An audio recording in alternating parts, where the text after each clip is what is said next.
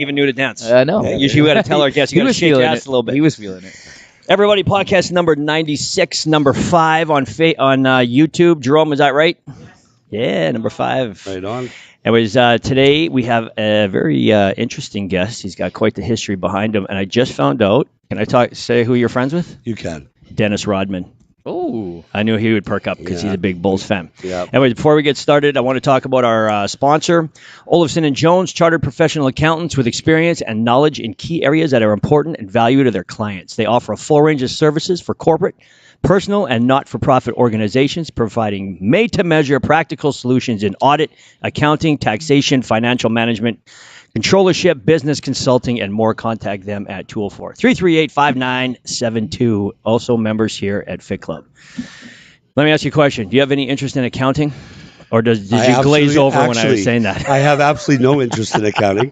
I hire accountants. Yeah. One of the only courses that I took that I almost failed was one of my accounting courses. I can tell you this. What I've learned in the last little while is building wealth, you got to understand the taxation system. Because making money is by not paying taxes. One of the ways. That's some of the passive income. So I told you I did real estate, right? Yeah. So the more you redevelop properties, you can write it off against your taxes. Yeah, of course. So I've been doing that for years, man. Like I have a lot of friends who are employees, right? They have their regular 9-to-5s or whatever, and everybody bitches about paying taxes. And so I'm like, there's a handful of things that you can do legally to not pay taxes or to pay a lot less taxes, but nobody will take 5 seconds to educate themselves on it.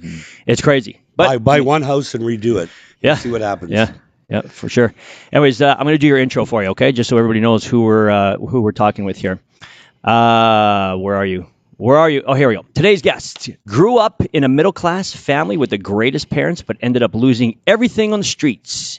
He was in organized crime and at one point was looking at 68 years in U.S. prison. Jesus, what did you do? Mm-hmm. He's highly educated with 4 university degrees and practiced as a doctor ever since. He's been in recovery almost 20 years and has opened sober living homes in Winnipeg with 31 beds and also opened Aurora Recovery Center, which has a 70-bed drug and alcohol treatment center with a detox.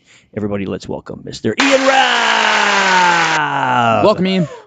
Thanks, guys. Such an impressive resume on this guy, eh? Yeah. Damn. And he's friends with Dennis Rodman. Most importantly, I work with Edgewood Health Network now, which is the largest treatment provider in the country. Okay, is that Winnipeg? No, it's all over the country. We're all the way from Nanaimo to. So Edgewood has facilities in different provinces. Correct. Yeah. Okay. So and how many? I knew you had put that into your bio as well. I just had to cover so many things. Yeah, of course. Right? That's just what I'm doing now. Yeah. No, that's cool. So let's talk. The first thing that comes out, obviously, is this whole you avoided going to U.S. prison for 68 years, and you were part of organized crime. So that is my number one question. You got to tell me that story. Well, first of all, I didn't plan it. No one does. Okay. I started. I was living in Chicago. I lived in Chicago for 13 years, in Denver for 2. Okay. Can I? Sorry. Yeah. How old are you now, and how old were you then? Just give us a how old. You don't ask men their age these days. Yeah, I do all the time. Actually, give us an idea. How old were you then? 56. Okay, so you're still a young cat. And I was about.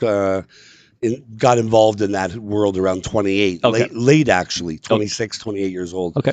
And I was in Chicago and I got involved by accident in the drug trade. I always joke I'm Jewish and cheap. Yeah. So I would always buy drugs and buy lots, and I had lots of money. I was both in optometry school and graduated from optometry school and working, so there was access to cash. Okay. And so by accident, you started buying big quantities of drugs. By accident. Well, by accident, but that's not how I got involved in organized crime. Okay. So I was my entrepreneurial spirit got me in trouble at first. My first out of 7 arrests was plain stupidity. Okay.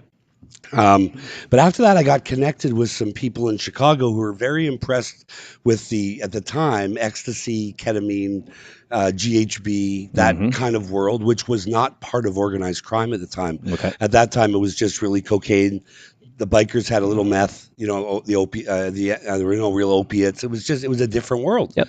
And I kind of brought that world to organized crime. They found me and started testing me. And the many different tests that I went through, and I participated with them in many things beyond drug and alcohol trafficking and trading. We had a breaking lab, a meth lab like Breaking Bad. I mean, it was a big organization. So who was testing you? Sorry, I want to backtrack a little bit. So you don't just put your hand up and say, "Hey, I want to be in the mob," Right. Or you just don't do that. Yeah. So I just started meeting people, and they started Okay. introducing me to more people, and then the tests started happening. Like, So, and who are you dealing with? You're dealing with the mob? The Is this mob. who Yeah, yeah. Okay. There's a number of families in Chicago. Okay, understood. Got it. That's where it ended up. I mean, there was a point in time where I was, I always say this. I was on a yacht on Lake Michigan where like 7 of us got on and 6 got off. That was my first test. Like, how are you going to react? Yeah. Do you just walk off the boat and pretend like nothing happened? Like, those are the kind of things that I witnessed, and they test you that way. And I mean, I was also in the sex trade for fun, not because I needed the money. And one of my jobs in organized crime was taking care of women whose husbands were murdered. So there was a number. We did a lot. There was a lot of money laundering operations. So I got really involved, not because I really wanted to, but by accident. And of course, who doesn't like the power and the money and the control? Absolutely. That goes along with what the behaviors and the actions that you're participating in. Yeah. So this would have taken you through how many years of your life? So I by the time I actually, when I left Chicago and left that organization and working as an optometrist in Chicago, I asked to leave. I said I'll disappear overnight. I was already at that point I was becoming a liability to the organization. I had a couple of arrests that were by accident, where I was fortunately I got out of jail because of who I knew, not what I knew. And I knew things were bad, and things got really bad where I started losing my homes. And so I asked to leave, and I moved to Denver, Colorado. And Denver is really so I became the organizer of disorganized crime, and that's where I started getting arrests, where the FBI and the DEA, and there was a lot of interaction with law enforcement starting at that point. Are you American? Born? No, I was born in Winnipeg, born and raised here. Okay. So how did you end up in the States doing all this? So I went to University of Waterloo first. And then I moved from Waterloo to Chicago to go to optometry school.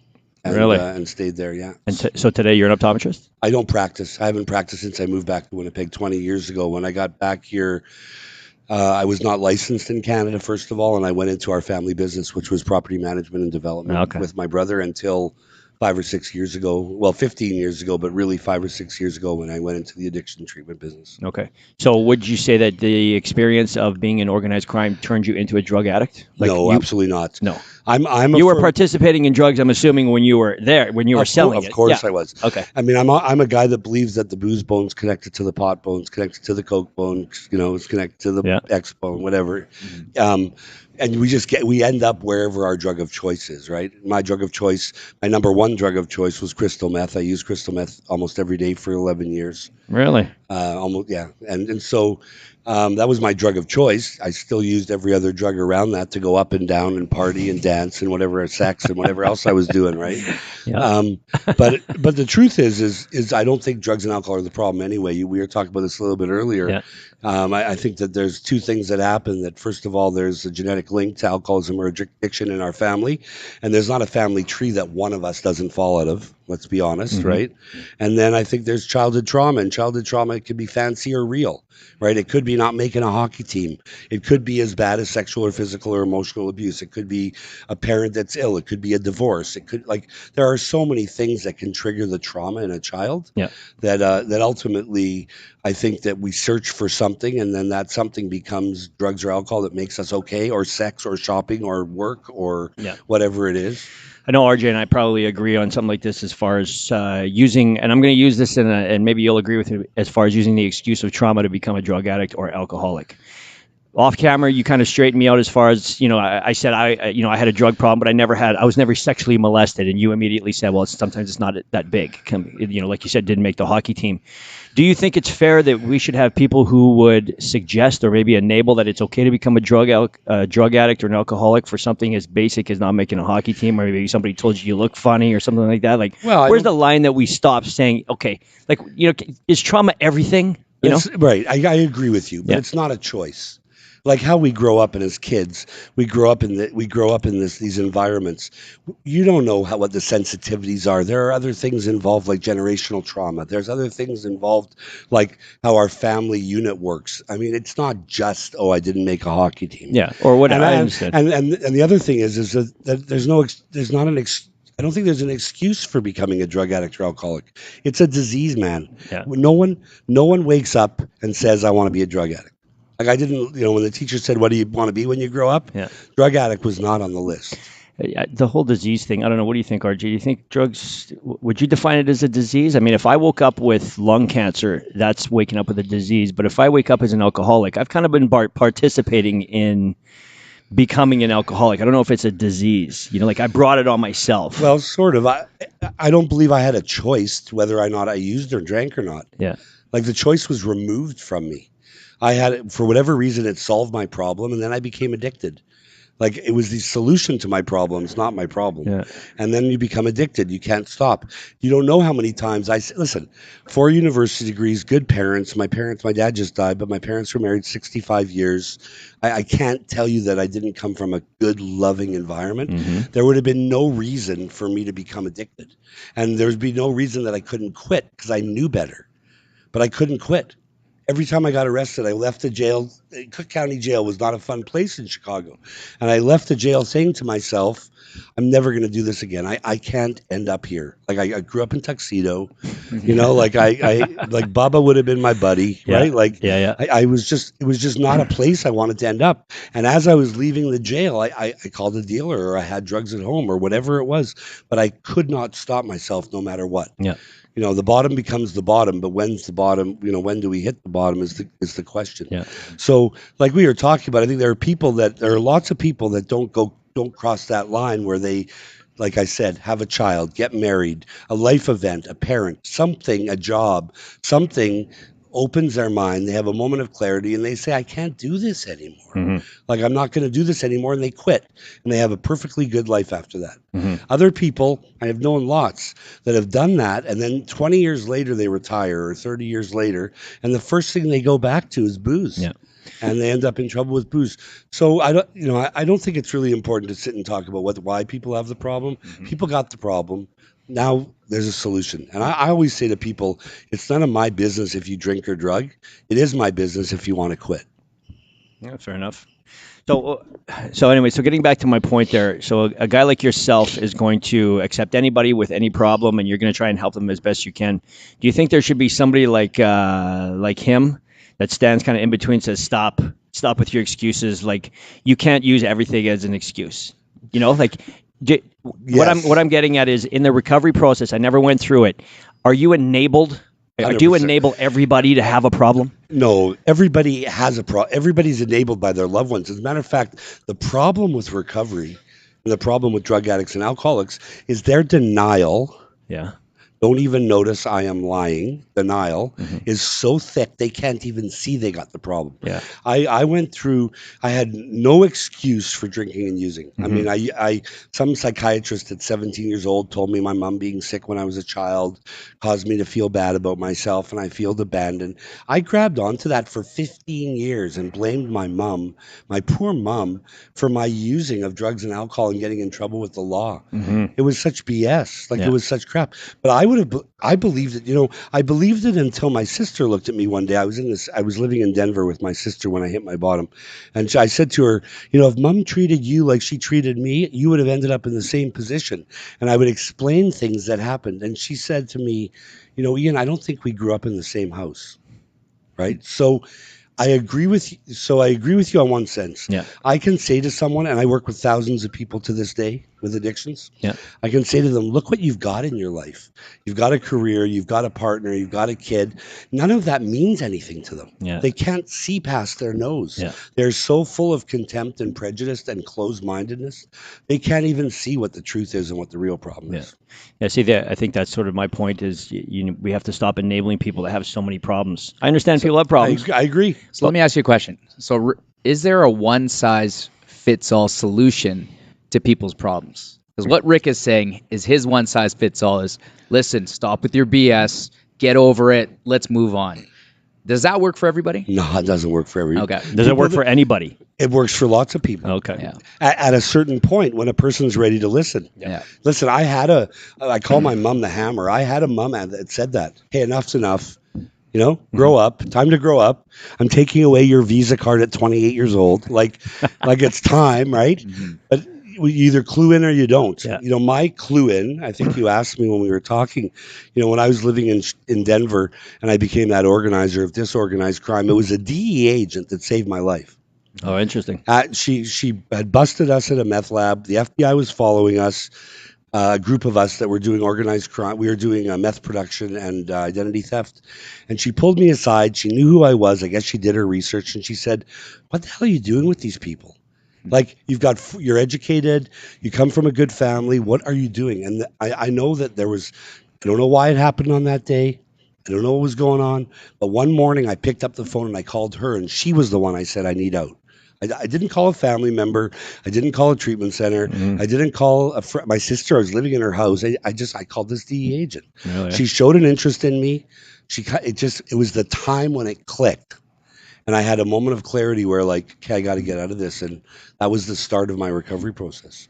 So are you completely against drugs and No. alcohol use? No. So do you think if you can use drugs, Yeah. all the power to you. Okay? I agree. Why? What would that do first of all, what would that do for our society? What would that say about me as a drug addict that's recovered? Okay, maybe when I was 5 years sober, I was a little jealous of people that could go out and drink and get loaded still. Yeah. I had drank enough, got loaded enough, had enough sex, had enough everything for the rest of my life by the time I quit at 34 years old. You're laughing because you get it. I get it. Yeah. I know you do. Yeah. You totally get it. Yeah. So who am I to say don't do it? The sad part is when you recognize someone that's really in trouble and you say, hey, you shouldn't be doing this, and they can't hear you yet. Yeah. Right. That's the sad part. Yeah, because if you look at marijuana, for instance, I mean, people are doing life for selling marijuana. Now it's pretty much legal everywhere, right? So it's but so is alcohol. Yeah, exactly. People that overuse alcohol. Yeah. I mean, alcohol is still the number one problem of all drugs in the world. It's still. But again, always remember, it's not the substance that's the problem. When a person becomes addicted or they use substances, there's a big difference between a guy that smokes a joint on Friday night and someone that wakes up every morning and smokes pot. Yeah. Right? Yeah. And I'm still not judging the guy that gets up every morning and smokes pot. If he is happy in his life, all the power to him. Who am I to judge? Yeah. So what would you recommend to a guy like that? Let's say that they are functioning alcoholics, or like you said, they got to get up, they got to wake and bake and throughout the day. How would they know if they're living, let's say, their best life? Well, I think you have to ask some questions. You have to look at listen, the biggest problem with addiction is connection. Okay? From a child, and I can tell you this from my personal experience and from the thousands of people I've worked with, children that become addicted or in adulthood all feel consciously separated, disconnected, not a part of and separate from. Somehow their skin feels like it doesn't fit.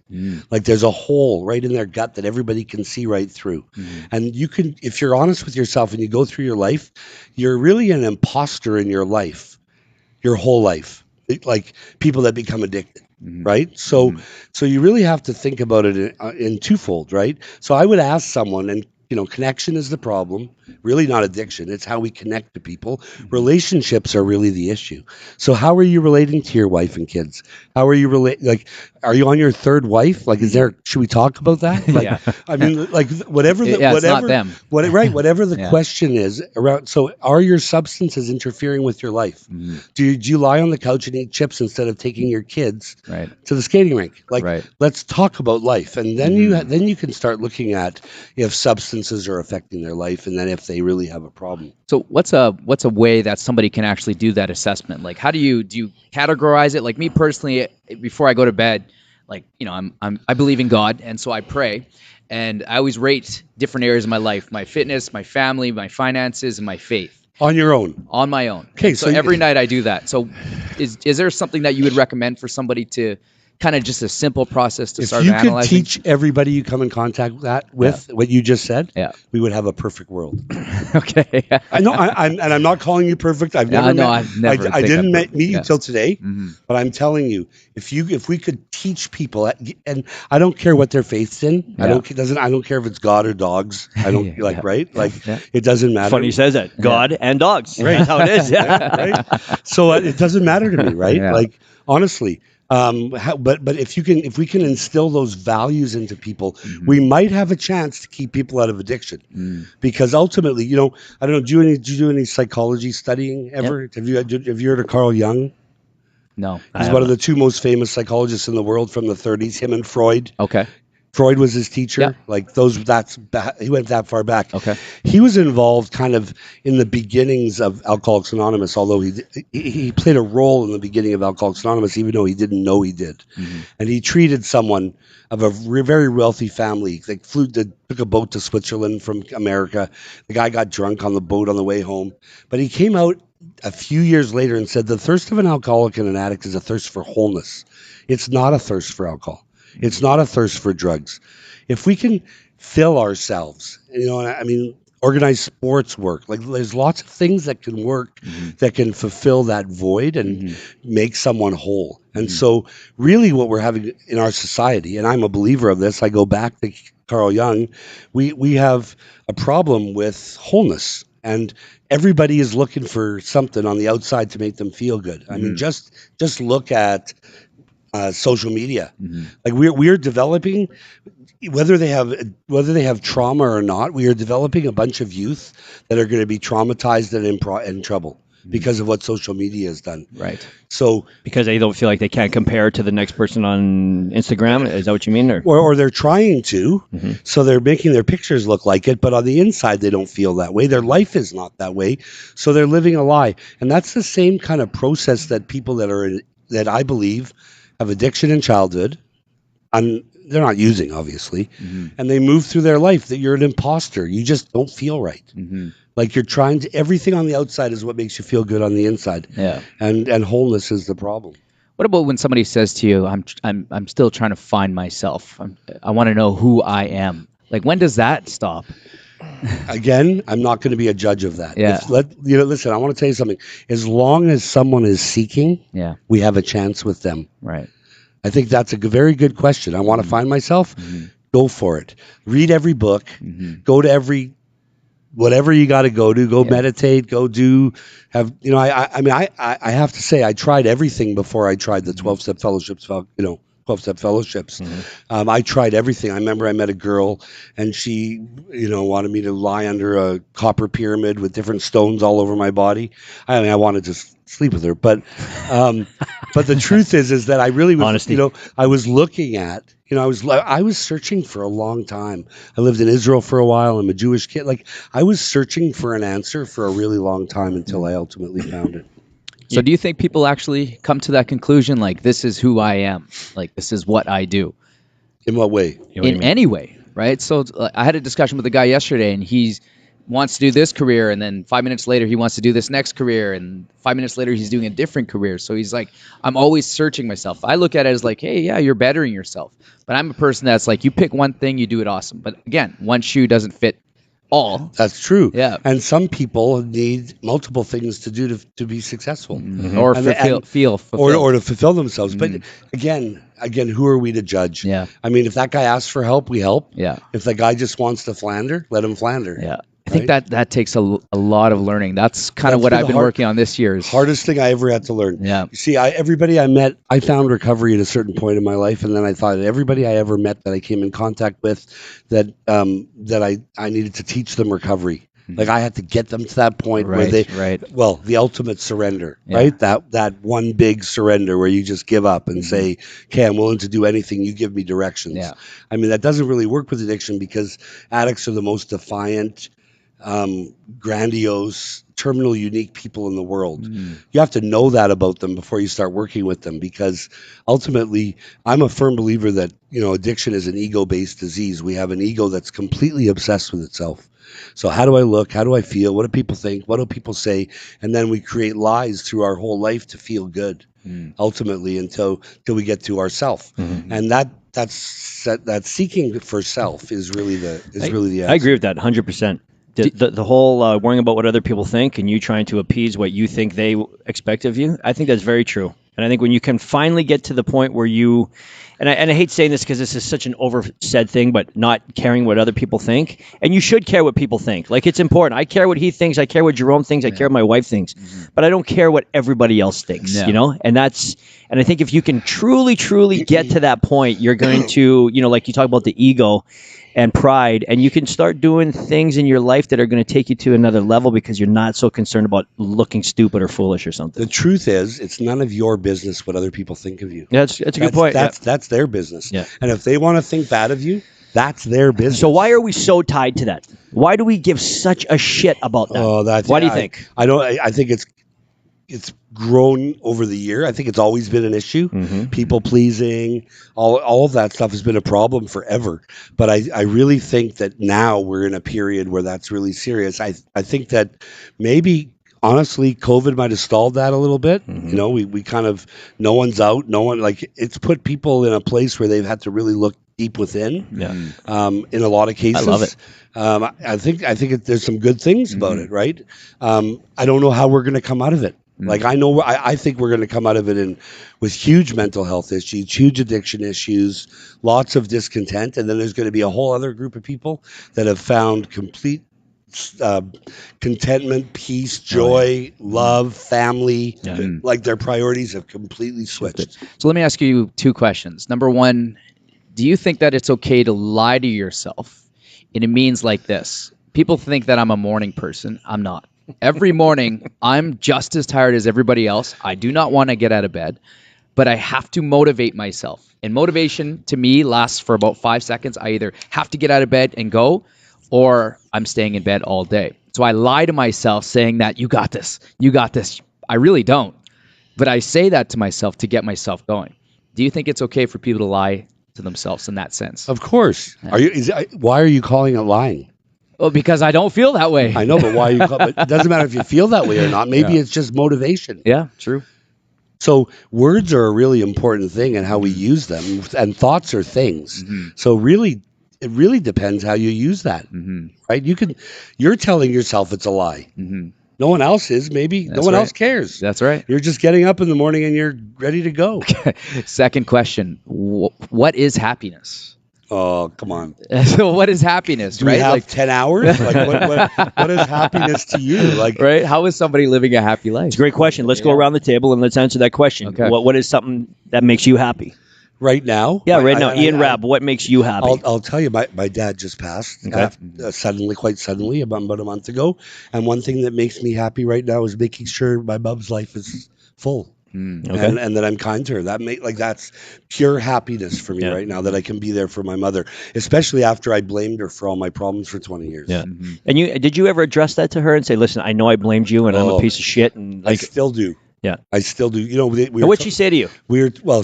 She forgives me because I've been so good to her for the last 19 years. Every mom forgives, but did she ever say, you little shit, you did drag me through this? Yesterday, we were just, 2 days ago, we were just talking, and she reminded me, we were talking about my dad who just passed, and she reminded me that the only trouble her and my dad had in their relationship in periods of time of their life is what to do with Ian. Because my dad could not believe for $1 million that his son would become a drug addict. This resume I had and how I looked on the outside and what I did and what I completed and my successes, he couldn't believe it. And she knew it was happening, and they used to go at it. What should we do with Ian? Bring him home. Don't bring him home. So what was the solution? We still talk. We do still talk about it, but she's not angry and I'm not angry, and we're in a really good place about that. But I do remind her. I still have to remind her. She says sometimes, you said that I was the problem, and I said, Mom, you did nothing wrong. Like, I always have to remind her. Always. RJ, what makes you happy? Fulfillment. Like I said, I go through those 4 elements and I make sure that I'm hitting them all, right? I try to give me something specific. Don't be vague. Just what's something that just right now, I don't know, maybe you had a great I have blowjob this morning. I have a massive to-do. You know what? What makes you happy?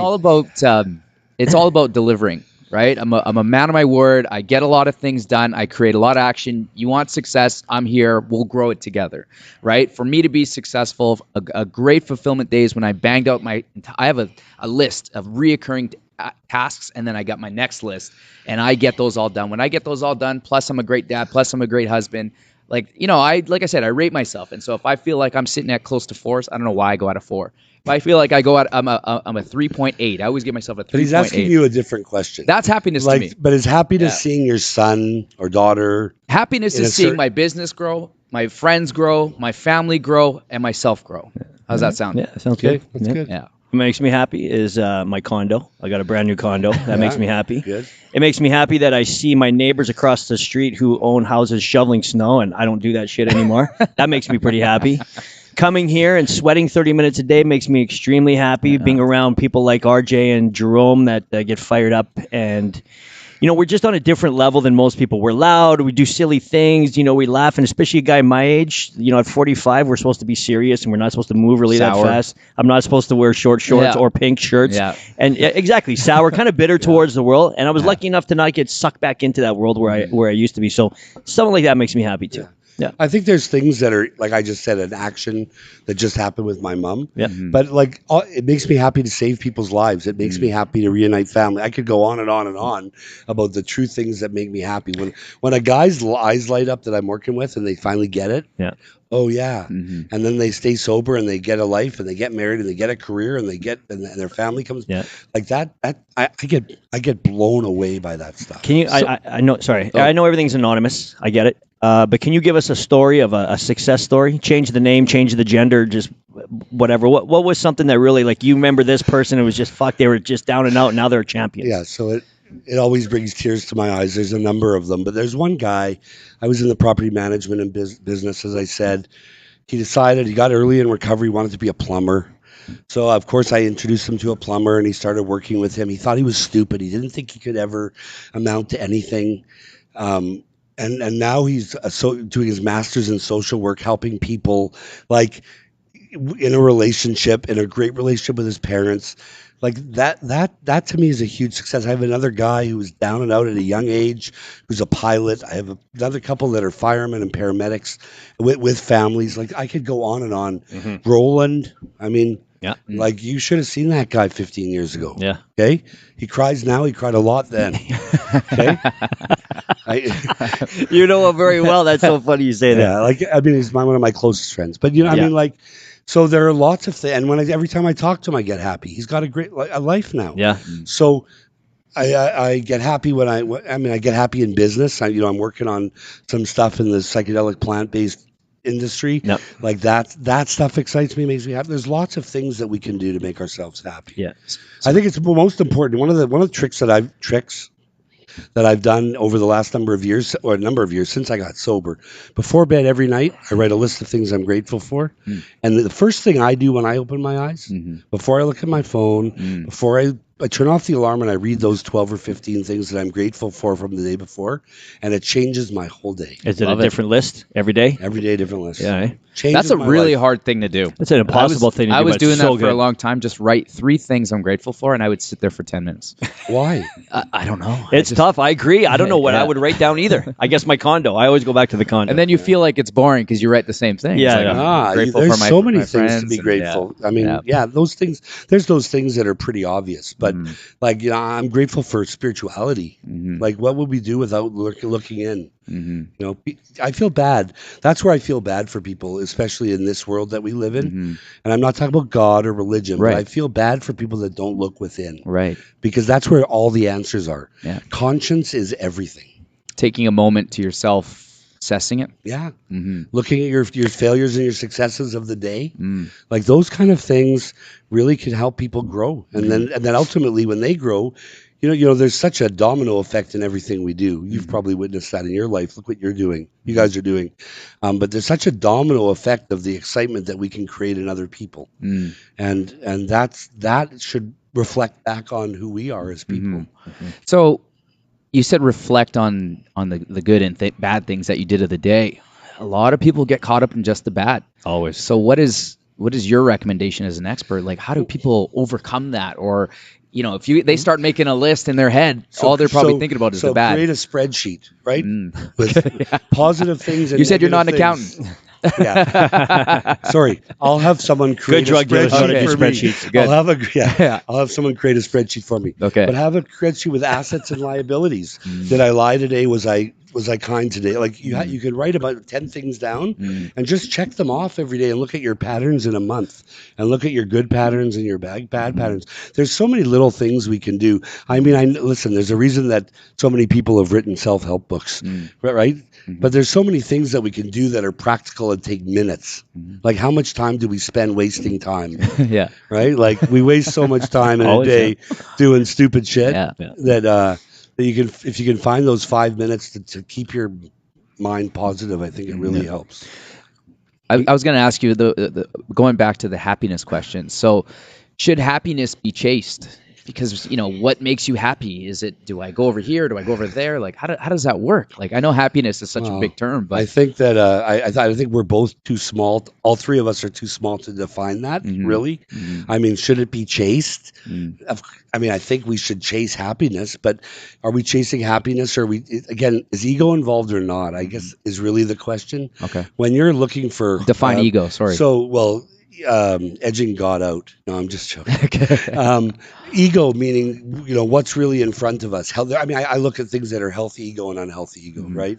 But is it ego-based happiness? Meaning, does it make me feel good on the inside or the outside? The same stuff we were talking about. So, like me buying a $100,000 car, am I buying that because it actually makes me happy on the inside? I feel good about it, or am I buying it because I want to show off to my neighbor? I agreed. Yeah. I get whenever I buy a new car, and I do buy very expensive cars, which I think is really, I'm starting to feel at this age is really stupid. There's some luxuries that I can't live without. I'll tell you. I drive a high-end car too. Yeah. So but the first 4 days that I get it when it's brand new, I'm sitting straight up tall, like I'm looking around. Yeah. But then eventually that wears off. But so am I? Am I seeking happiness in that car or not? Then it just becomes a car. Right? I'll give you a perfect example of happiness, and it goes completely against what you guys just said. So you guys like your fancy cars. I drive a 2004 F-150. My truck is old. But you have a brand new condo, right? But I have a brand new condo. But I also bought a property 20 years ago in the north end of Winnipeg for $37,000. So you're saying you earned that condo. I earned that condo. So then you enjoy your condo. I do. No, I do. But all I'm saying is what makes me happy and what I learned is, so let's go back to the days when I had a nightclub and I was selling cocaine and I had another business and money was just everywhere. And you know exactly what I'm talking about, where it's just your pockets are flooding. You're tipping $100 for the shittiest service. Like, you're that guy, right? Yeah. And I had it all. Girls everywhere. I was the party guy, right? From the club, they came back to Rick's place. I mean, I was the guy that every guy looked up at me like, oh my God, I wish I could be Rick and live his life for 5 seconds. And I was the most angry, pissed off individual, not happy with myself whatsoever, looking in the mirror. Now I live a very simple life, a very minimalist life. I, got myself completely out of debt. So I go to bed thinking about nothing other than like how great my king size bed is. I don't stress about, do I got to make a Visa payment or a mortgage payment or a car payment or none of that shit. So happiness to me is minimalism. So to give an actual answer here, and anybody who's watching, like what is it? Minimalism. Minimalize your life. It's easy to make money. It's not so people have a problem keeping and investing it. Of course. So you got basically what you did is you got rid of the ego. You got rid of all the things that you felt were unnecessary, and you stripped it down to the bare minimum. Correct. Right. Yeah. And also stripping the ego allows you to become more things. Yeah. Because I was very much tied to being. You're tied to your career, or you're tied to your business, you're tied to your image, right? Absolutely. And I can tell you this, at 40, like I never thought when I was in my 30s and early 40s that I was ever going to be a fitness coach, right? Yeah. I was always a businessman, a bar owner. I was always that guy that just went to the gym and lifted meathead weights, and then I turned my life around. I knew on the inside that something had to change. So that's when I found RJ and I found the gym. And then it just so happened that I transitioned right from being a member into being a coach. But I feel like by dropping that ego and not worrying about what other people think, my life has really blossomed into something awesome. That's what makes me happy. Well, that's awesome. I mean, you got there. Yeah, exactly. Some people never get there. Yeah. That's who I feel most sad for. Never mind drugs and alcohol, but I feel bad for people that never get their they're seeking and looking and buying and trading and everything, and they never get to that place where they say, hey, I can be where my hands are, and I have enough. I am enough, and I have enough. And that's hard for me to say. I'll tell you, I think, alcoholics and addicts have huge egos and no self-esteem, or especially early in recovery.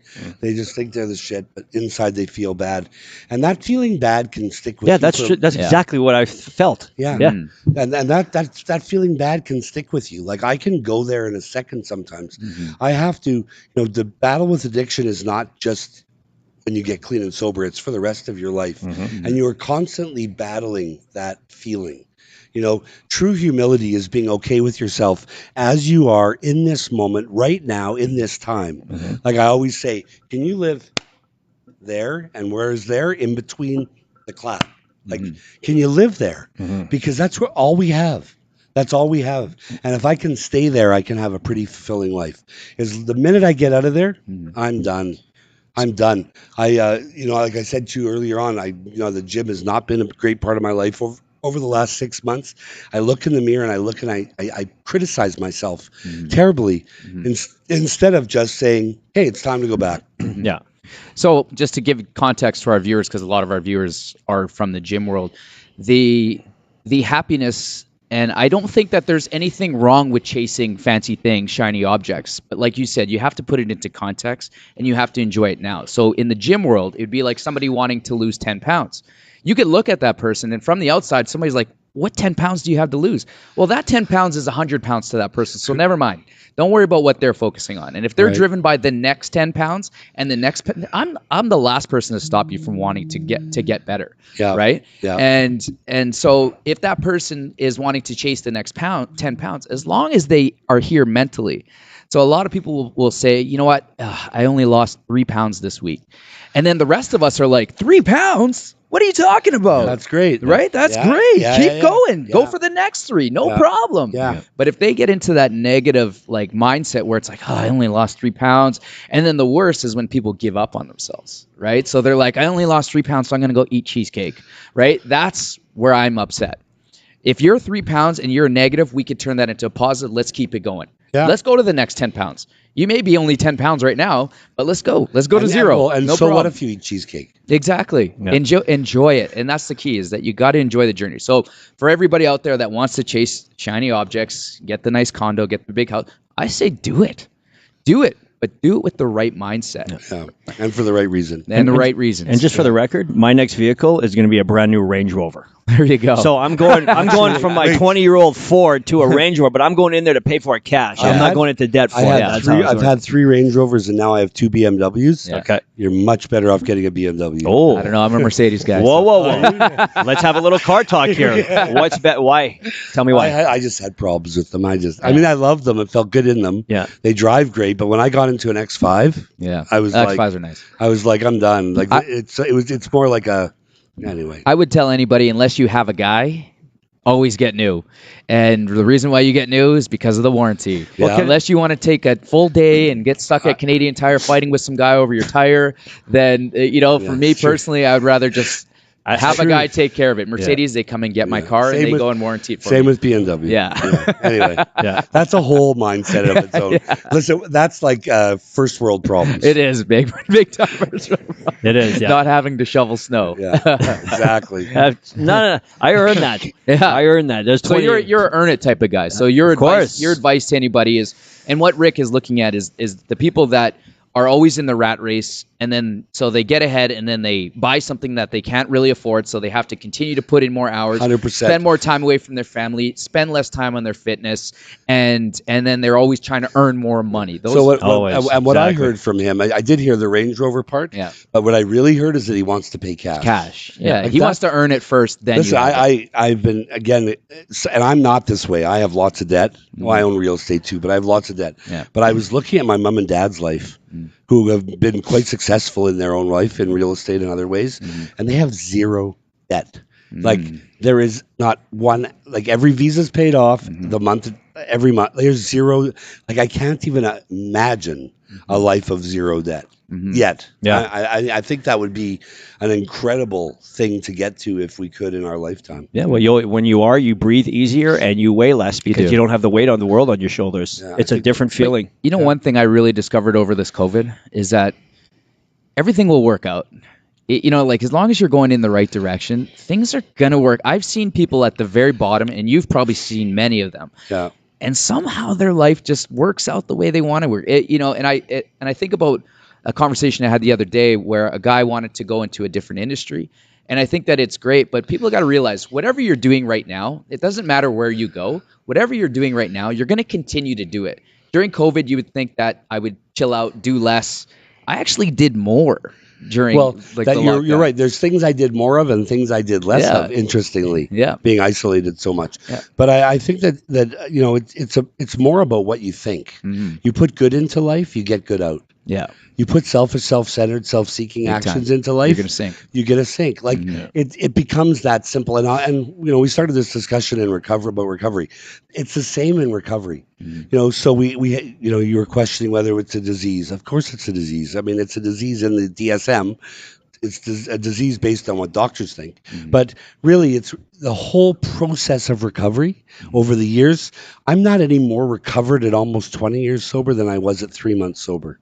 Why do you say that? Yeah, because it's a daily. It really takes daily action, and it takes daily action to stay in that. Yeah. Is the glass half full or is the glass half empty? Like, how am I gonna rise up? You still Jones for anything? No, I can have everything. I've done interventions. I've walked in onto everything. Okay. I Jones for the inappropriate behaviors. Okay. Give me an example. I'm not going to get into this. No, let's do it. My mother might hear this. Are we talking being a sexual deviant? Well, I was. Okay. Yeah, because I 100% was, and that was the number one driving factor of the reason why I did cocaine. 100%. Because meth too. Is that the same thing? I never smoked meth or did meth. You should try it. Actually. Yeah. What's funny? We had a second our guest last week. Our guest last week actually said, after she started talking, I'm like, well, shit, maybe we should all be on meth. Yeah, what's wrong with a little meth? Super productive. She got through school better. I did also. I mean, listen, I was doing that shit in optometry. So what if we all started microdosing with meth? Do you think that could unlock potential in our brains? Like, should we always look at drugs as a negative, or can we ever look at drugs as a positive? You have to remember something. Dexamethamphetamine, which is a diet pill, which really is Adderall, which is really Vyvanse, which is really all of the drugs for ADHD, is one structure away from methamphetamine. Okay. So have we used methamphetamine for the proper use? You have to remember, methamphetamine was invented by the Japanese to keep their soldiers awake, and then Hitler was injected with it for five times a day, right. And then even 10 years ago, when the I don't know if you remember, there was some Canadian pilots or Air Force that were shot down by some Americans on Go tablets. What do you think Go tablets are? Yeah. I mean, there's been uses for it. Yeah. I mean, I think in saying that, it's very different. 5 years ago, I was an abstinence junkie. We don't need nothing. We can have a spiritual experience through the 12-step programs. We can go to have spiritual experiences through the Creator and through First Nations ceremony and yada yada yada. I'm really into trying to understand plant-based medicine, psilocybin, MDMA, ketamine for massive depressive people, iboga for addiction. Like, we're coming into a different world. I think that's going to create a whole nother level of understanding, really, of what the brain can do and how we can use plant-based medicine to make things better for people. Well, I think we're both in agreement with the testosterone replacement, the youth revitalization, like the growth hormone. I mean, Stallone's 76. Yeah. The guy looks like he's 40. Yep. Well, I actually went to, when I was visiting my parents in Palm Desert one year, 10 years ago, I went to one of those clinics where they anti-aging. And, small amounts of testosterone. I've never done it. I'd like to, actually. I'd like to do it if there was a doctor that would do it. They need it here. Rick, let's go. Yep. If there was a doctor here that would do it, I would absolutely go. Yeah. I would absolutely go. You know what? In Manitoba, it's such a testosterone. We don't talk about that. Yeah, I don't know why. No doctors know about it. Nobody will ever give you a prescription for it. It's so hard. But if you're over the age of 40, why not? Yeah. Well, I mean, for the record, I am on TRT, and I have been for over 2 years, something like that. And you said your knees, like your joints. My knee was so bad at one point, and it was single-handedly one of the main reasons why my knee got better. Wow. It was crazy. So TRT is super important. When I got tested for it, my doctor said, you're at the level of a 90-year-old man. I can't. He goes, the only reason that you get up and function and work out and coach is just sheer motivation. That's it. I had no testosterone left in my body. Wow. So I'm a big believer in TRT, and I'm a big believer that every man should, at the very least, get the their levels checked. Big you know, time. Yeah. because that's that's a man's juice. It is. That's our number one thing that keeps us active. You know, Yeah. so and low TRT or testosterone is also going to cause weight gain. Yeah. You know, less muscle mass. You know, everything that we don't want, we're going to get if we have a low test. You know, and then as far as GH, growth hormones, or the anti-aging, yes, for some reason there's a stigma associated to it. And I don't know why. I feel like there should be GH clinics or youth revitalization clinics for everybody. Yeah. You know, why wouldn't we do it? What is the? I mean, I don't care if somebody wants to say, Rick, you're cheating. Well, fuck Cheating you. what? I work out every day and eat feel great. vegetables all the time. Yeah. But if I want to enhance my body, why wouldn't I? What did I say before? It's none of anybody's business. Yeah, but you understand what So is true. the negative stigma? Just like a sleeping pill. Well, I mean, I've taken a Zopiclone sleeping pill for years and years to go to sleep, and people be like, "Oh, you shouldn't take pills, go to sleep," blah blah blah. Yeah. But I'm like, but sleep is the thing that nobody does. Like, why wouldn't I use a little life hack? Should I tell you what I think about Zopiclone as an expert in addiction? Yes. Get on a different sleeping pill. Oh, really? Why? What do you mean? Very hard to get off of. Yeah, I don't think I'd ever be able to get off without going through some sort of. There's also some physiological stuff. I mean, there's newer stuff that can be used besides Zopiclone. Okay. That's much safer. What is it? You know the name? Like even trazodone, which is really a first generation antidepressant. Mm-hmm. The problem with those trazodone, so I've tried trazodone, and I take Zops as well. And anyway, so without going into it, I find the trazodone gives me crazy dreams. I'm up in the middle of the night, and then I wake up and I'm a little bit loopy. Yeah. So any of those oxalones or any of the, I wake up and I feel like I'm flying on a kite. You know what I mean? I don't like that feeling. I've seen people have a hard time in their 70s and 80s get off of Zopiclone, and at a time when a Zopiclone would make them trip and break their hip. Like, well, I get it. There's been a lot of. I mean, I just see later in life it's a really difficult thing to conquer when you really. I don't disagree with you, but I think there's certain drugs that I'm just going to be on for the rest of my life. Yeah. You know, but these are enhancers. So a lot of people say, well, I'm going to be on blood thinners or anti-inflammatories or cholesterol. You know, and you'll be on that for the rest of your life. Chances are you ain't getting off that. Coffee, caffeine. He's always. I'm not judging. He's a big caffeine. Like everybody, we're all addicted. There's there's coffee in here. I've been sucking on it for 5 hours already. I get it, but I think that I think when it comes to drugs, I think they're looked at in a negative way.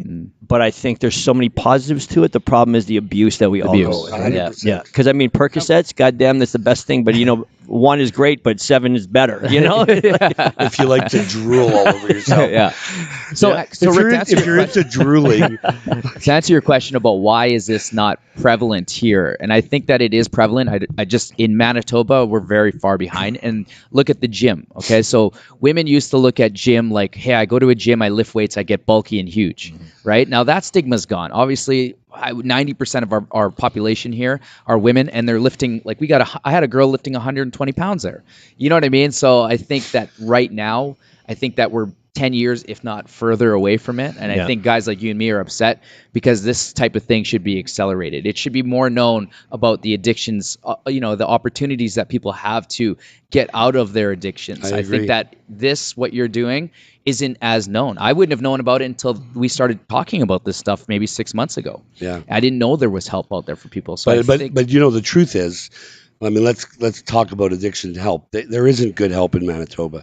To get if you want to go private, you can get people help right away. If you want to go public, you're waiting 2 to 4 months for a bed. I mean, it's actually atrocious. So why is that? It's actually atrocious. It's actually just. I ran in politics I tried a few years ago, and I really wanted to change everything from the inside.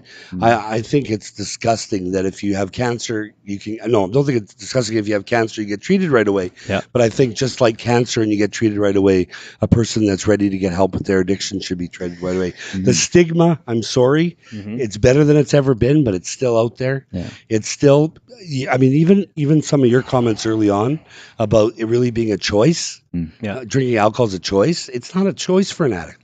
Just say no would have worked. Right? Just say no. Right? No. Okay, I couldn't say no. Well, let me hit you with another unpopular opinion then. Do I want my taxes going to help all of the drug addicts and alcoholics in the world? I don't think so. Really? No, I mean, as a former, drug addict, I don't think it is my responsibility or his or yours to pay for Jerome's alcoholism through added taxes. Jerome's an alcoholic. Do you want to talk after the show, Jerome? I'm just using We Jay could- Jerome as we an could- example. I've seen we could Jerome sit- have one drink in 4 years. He's my dartboard for certain things once in a while. But you know what I mean? Like, at what point do people take some self responsibility? Is what I'm trying to get All to. I'm telling you, I believe it's a disease, Yeah. and if we could take responsibility, we would. Yeah. No one wants to be a drug addict. You're lucky. You're one of the few that could just say I'm done. Yeah. But listen. I don't know you well enough yet, and I'm not evaluating you, nor am I trying to assess you. Yeah. You could have other addictions. Yeah. Minimalism could be an addiction. Yeah, big time. No, It is. no Yeah. debt could be an addiction. Yeah. 100. The gym could be an addiction. Yeah.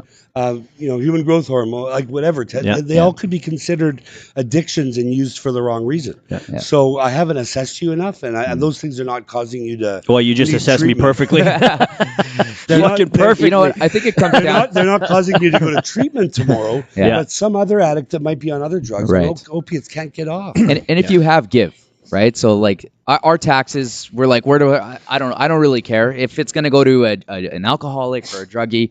That's fine. It's just like, why are our roads so bad? Well, we got to raise taxes. Why? Because our roads are so bad. Well, you just complain the roads are bad, so you got to pay more. Like, it's just, the money goes. Yeah, Obviously, we listen. don't believe 100% in the government. But let me tell you one thing about addiction and homelessness. For every dollar the government spends, you get a $12 return. Break that down.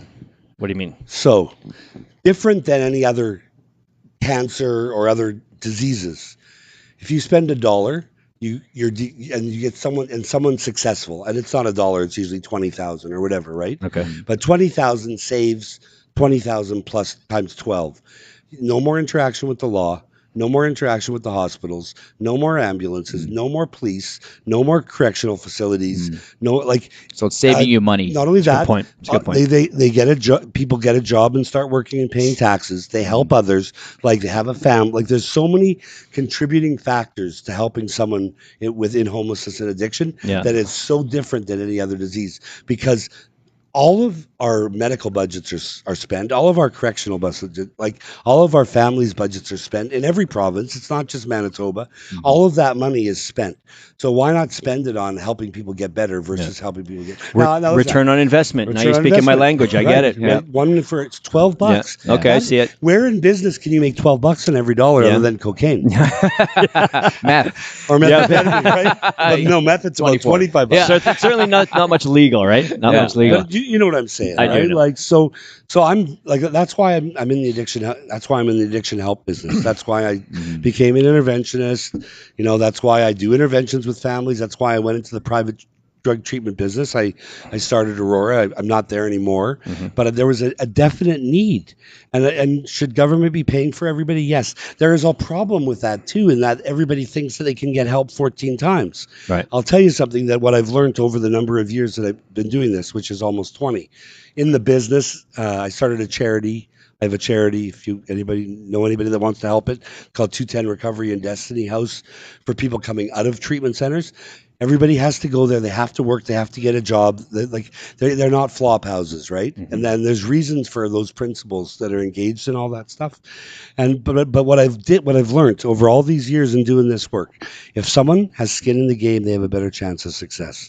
Absolutely. So if even a family, if addiction treatment is $20,000, you know that the addict, first of all, is spending $100 to $500 a day, and then they're going to complain about a $20,000 treatment bill, or the family for that matter. But the truth is when people have skin in the game, it changes the dynamic and changes the answer. Yeah. People seem to get well. I agree 100%. Return on investment, good point. I didn't look at it that way. I agree with it now. And yes, if you want to put a little money in, pay for it, for sure. No problem. Absolutely. So I think we have to revamp how we look at our addiction systems publicly and privately. Yeah. I think the private system can do it way cheaper, Yeah. and I'm proof of that.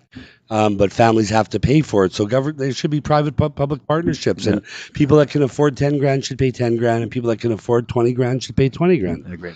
Two-part question for you. Number one, how would somebody assess if they're addicted to minimalism, alcohol, drugs, whatever it might be? And then number two, what's the first step for them to get out of that addiction? Okay, so again, how do you feel on the inside? How are your relationships? Do you feel consciously separated, disconnected, not a part of, separate from, adopted in a perfectly normal family, like your skin doesn't fit? Like, I always, when I talk about addiction, it's like another voice. It's almost like schizophrenia, but it's your own voice. And you are chirping in your brain all day. Blah, blah, blah, blah, blah, blah. How do I look? How do I feel? How do people think? And like, there's this chirping going on that doesn't stop. When you find a drug or alcohol, that chirping stops, right?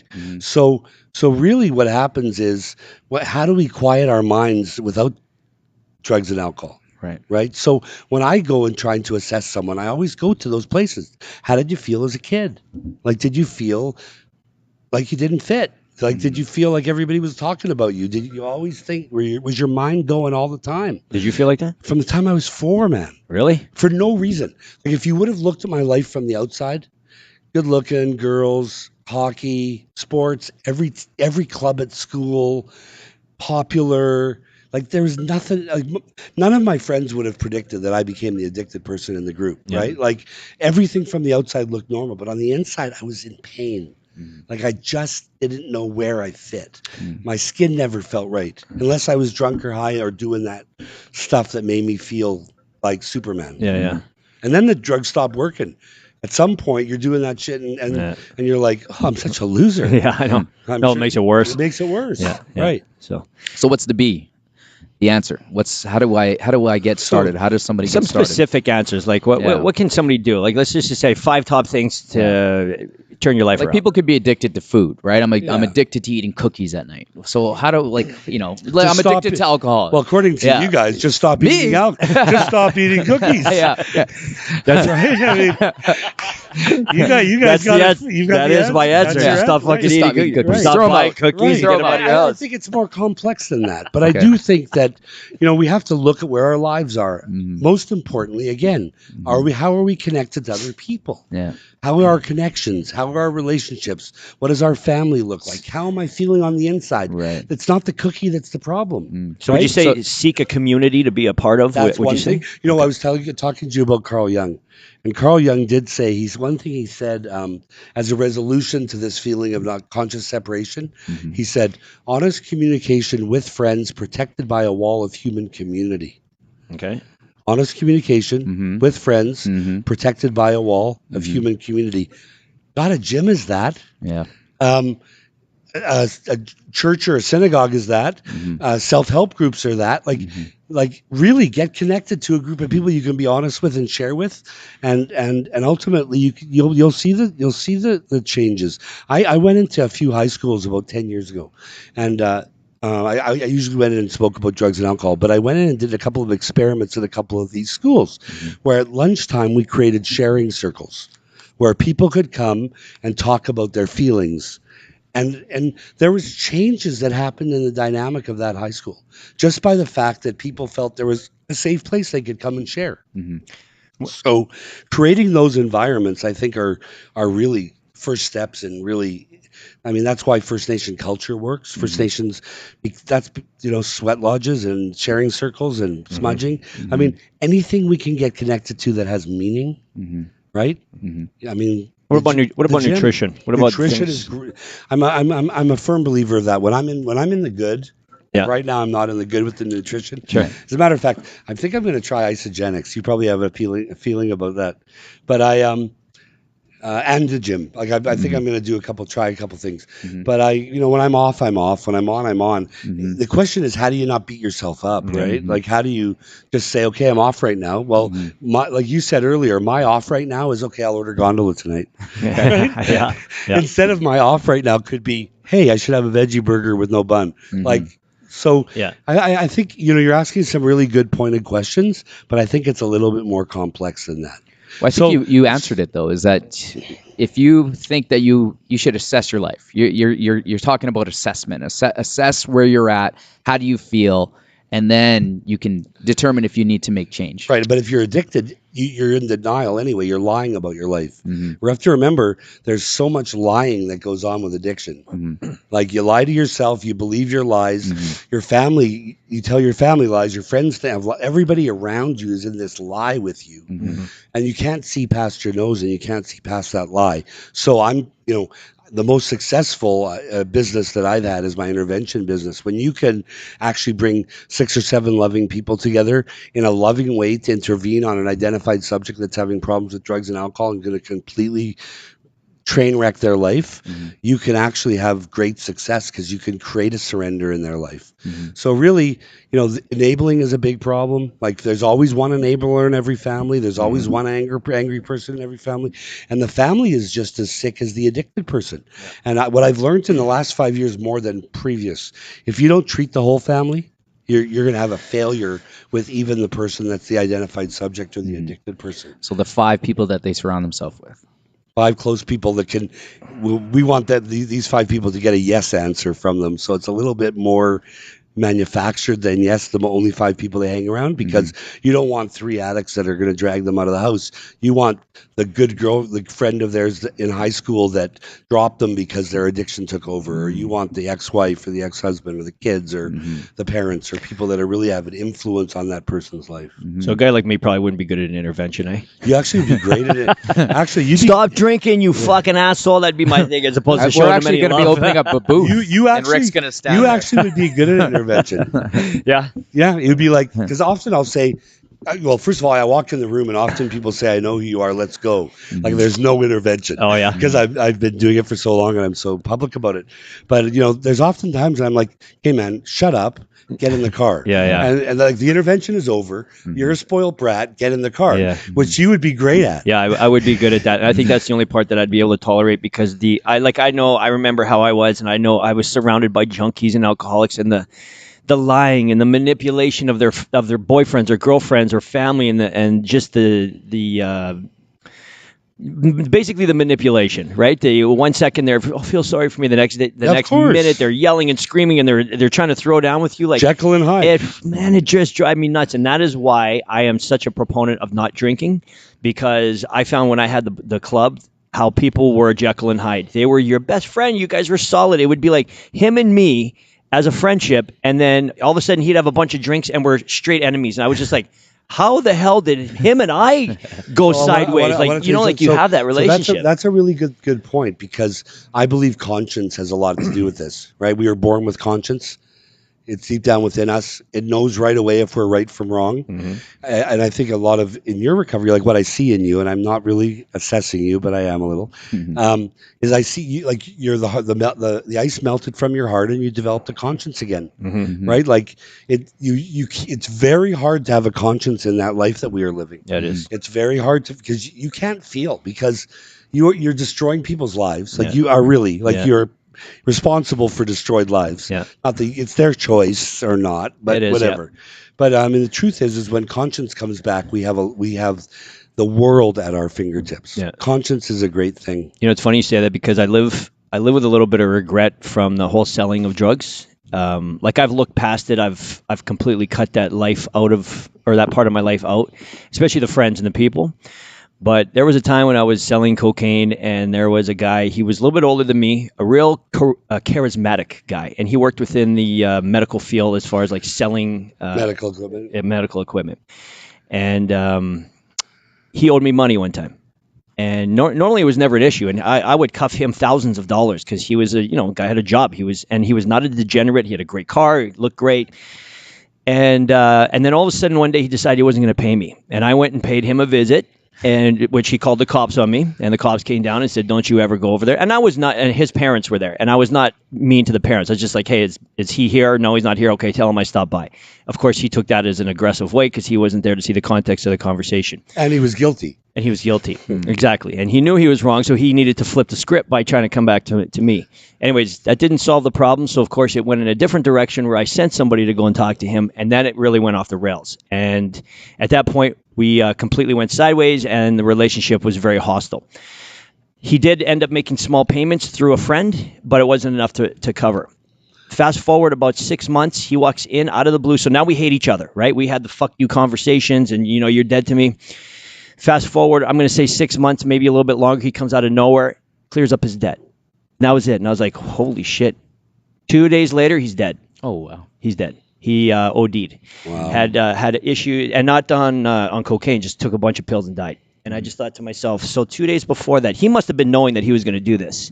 And 2 days before he came to square up or mend his relationships or whatever, that was going through his head. And I just sit there and think to myself, was I part of that? Like, did I create this monster inside his brain that he now took his life? Because he came and saw me 48 hours before, which means he was thinking about me, right? So to this day, when I say, like, and I even put it in our talking points, the regrets that I have would be that. I didn't know that was going to happen. Obviously, you can't predict it. And when you're selling drugs, you have to maintain a level of, like, you got to pay me, you know what I mean? And if you're not going to, I'm going to come and get it from you. But did I push too hard? Listen, you never know. I don't know. I know people in Chicago that have died of AIDS because of, like, not because of drugs, but their sexual promiscuity because of the drugs I sold them. Yeah. Leaving wives, ending up in bathhouses. Like, there's just so many stories. Yeah. I've always decided that as long as I live now on this side of the coin, as long as I keep doing good, it makes up for all the bad. And I actually make a point of, like, people would say, why do you do recovery 24 hours a day? Like, early on, I was obsessed with recovery. Yeah. You might say addicted. Yeah. Yeah. But I had a lot of things I needed transgressions I needed to make up for. Yeah. And I do that by reuniting families and helping loved ones and helping people get, before often I would navigate people in the public system. Now I work in the private system, and I'll do both. If people can't afford it, I'll help them. I don't care. Yeah. My phone number's open 24 hours a day. People can message me on Messenger 24 hours a day. I get called to action a lot, and I'm willing to help families for that exact reason. Cool. So I don't have to have regret. Ian, we're going to end the conversation here because we're actually over our time. That's how interesting this conversation was. This is our longest podcast, actually. But I'm going to leave it with this. So if you're having issues, you want to reach out to a guy like Ian. He just said he's open to listening to anybody's issues. Seek a community, have an open communication with somebody. Nutrition, working out, that's something that RJ and I would certainly recommend. And, 5 people you surround yourself with, get rid of them. So everybody do yourself a favor, YouTube under Fit Club Media. Subscribe to the channel, help us out so we can get some traction and get this out to the world. Thanks, Nick, for coming down. Appreciate it. Yeah.